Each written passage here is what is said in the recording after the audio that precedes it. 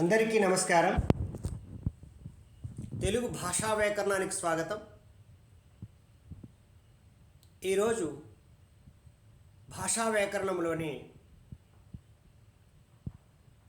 అకర్మక సకర్మక వాక్యాల గురించి తెలుసుకుంటాం. ఆ వాక్యాల గురించి తెలుసుకునే ముందర వాక్యం యొక్క నిర్వచనాన్ని ఏం చెప్పారో పరిశీలిద్దాం.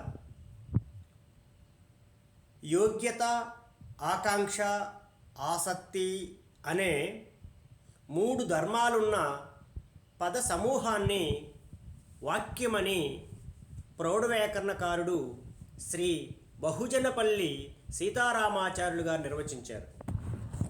పై నిర్వచనాన్ని బట్టి వాక్యానికి ఉండాల్సిన లక్షణాలు 4గా మనం చెప్పుకోవచ్చు. 1, వాక్యం కొన్ని పదాల సమూహం, అంటే కొన్ని అర్థవంతమైన పదాల సమూహము అని అర్థం. ఆ పదాల యొక్క అర్థం ఒకదానితో ఒకటి సంబంధాన్ని కలిగి ఉండాలి. ఏ ఒక్క పదం దగ్గరను భావం పూర్తి కాకుండా ఆగిపోకూడదు.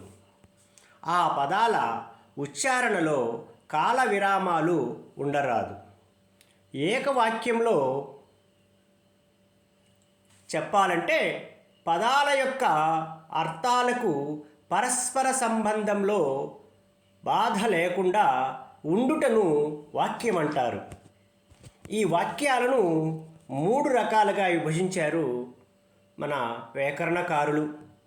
1, సామాన్య వాక్యము, 2, సంయుక్త వాక్యము, 3, సంశిష్ట వాక్యము. ఈ సామాన్య వాక్యములో ఒక సమాపక్రియతో పూర్తయ్యే వాక్యాన్ని సామాన్య వాక్యం అంటారు. సంయుక్త వాక్యము అంటే సమ ప్రాధాన్యత కలిగినటువంటి వాక్యాలు రెండింటిని ఒక వాక్యములో కలుపుటాన్ని సంయుక్త వాక్యము అంటారు. సంశిష్ట వాక్యం అంటే అనేక అసమాపక్రియలు కలిగి ఉండి ఒక సమాపక్రియతో పూర్తయితే దాన్ని సంశిష్ట వాక్యం అంటారు. ఈ 3 అంశాలను తర్వాత ఉన్న అంశంలో మనం చెప్పుకుంటాం. అక్కడ స్పష్టంగా ఉదాహరణ రూపంలో చెప్పుకుంటాం. ప్రస్తుత అంశంలో మనం అకర్మక సకర్మక క్రియల గురించి చెప్పుకోవడానికి ప్రయత్నం చేస్తాం. దీనిలో ఇవి తిరిగి 2 రకాలుగా ఉంటాయి. 1, క్రియాసహిత వాక్యం, 2, క్రియారహిత వాక్యం. క్రియాసహిత అంటే క్రియ కలిగి ఉండుట, క్రియారహిత అంటే క్రియ లేకుండా ఉండుట. ఈ క్రియాసహిత వాక్యాలు తిరిగి 2 రకాలు. 1, కర్తృరహిత అంటే కర్త కలిగినటువంటిది. కర్తృరహిత కర్త లేనటువంటిది. కర్తృ సహిత అంటే కర్త కలిగిన వాక్యము అని అర్థం. ఈ క్రియాసహిత వాక్యం చూద్దాం. క్రియ కలిగి ఉన్న వాక్యాన్ని క్రియాసహిత వాక్యం అంటారు. ఉదాహరణకు, నేను పాఠాన్ని బోధించాను. ఇక్కడ బోధించుట క్రియ, నేను కర్త, పాఠం కర్మ, బోధన క్రియ. కనుక క్రియ కలిగి ఉన్నది కనుక ఇందులో క్రియా సహిత వాక్యం అయింది.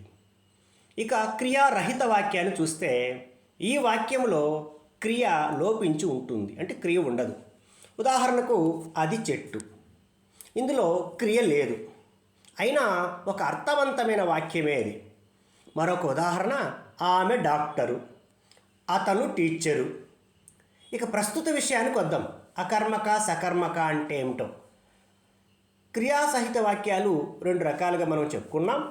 1, అకర్మక వాక్యం, సకర్మక వాక్యం. అకర్మక వాక్యం అంటే కర్మ యొక్క ఆకాంక్ష లేనిది, అంటే కర్మను కోరనిది. దీనిలో కర్మ ఉండదు. ఉదాహరణకు, సీత వచ్చినది. సీత కర్త, వచ్చు క్రియ. ఇక్కడ కర్మ లేదు.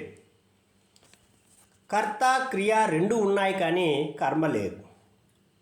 ఇక సకర్మక వాక్యం, కర్మ ఉన్న వాక్యం. సీత అన్నాన్ని వండినది, అంటే సీత అన్నమును వండినది. ఇక్కడ కర్త కర్మ క్రియ 3 ఉన్నాయి. కనుక కర్త కలిగి ఉన్నటువంటి వాక్యాన్ని సకర్మక సారీ కర్మ కలిగి ఉన్నటువంటి వాక్యాన్ని సకర్మక వాక్యమని, కర్మ లేనటి వాక్యాన్ని అకర్మక వాక్యమని మనం చెప్పుకుంటుంటాం. ఇక తర్వాత అంశాల్లో కలుసుకుందాం. వాక్యము సంపూర్ణముగా ఉన్నటువంటి సామాన్య, సంయుక్త, సంశిష్ట వాక్యాల గురించి తర్వాత అంశాలు తెలుసుకుంటాం. ధన్యవాదములు.